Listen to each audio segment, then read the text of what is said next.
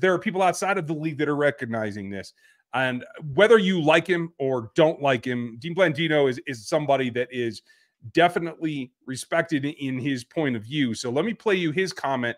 We'll come back. This is from my friends over at 33rd Team. Check this out. Lions Chiefs, I really thought we would be done talking about tackles getting lined up on the line of scrimmage, and specifically Jawaan Taylor from the Chiefs. But now we're through 3 weeks and we're still talking about Taylor. Week 1 doesn't get called. We get a lot of attention on whether he was on the line of scrimmage. Look, he wasn't, but there are a lot of tackles that aren't on the line of scrimmage. And it's up to the officials, again, to warn, and then after the warning, to flag so that the tackles can correct the issue. In week 2 against the Jaguars, Taylor gets called for 5 fouls, 1 formation, 2 false starts, and 2 offensive holding calls.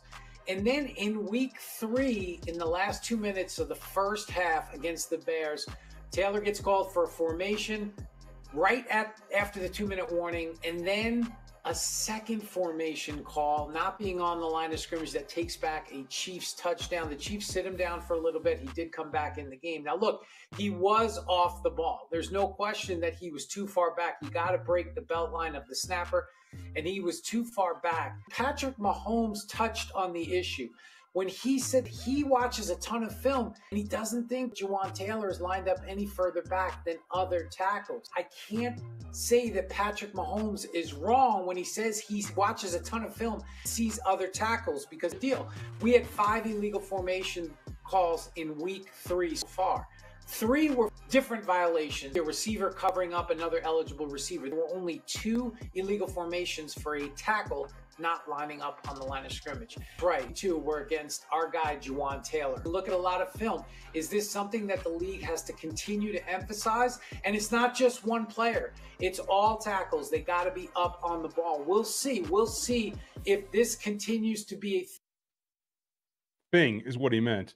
By the way, love hearing Dean say our guy, Jawaan Taylor. Yeah, so right. That's kind of fun. In fact, there's a game going on now that Lane Johnson's playing in. So over my head, I'm listening for it to happen in this game as well. Yeah. But Landino makes a good point. Only 2 times was this called when they're supposed to be making a league-wide crackdown on it, right? And they're both against Jawaan. So I get Andy's point. Whether he did an experiment or not, the bottom line is they have to call this evenly across the league. And I'm going to take a look at the frames from the 22, and I'll give you the lines. I may even draw it up on Photoshop so we can see the actual parallels.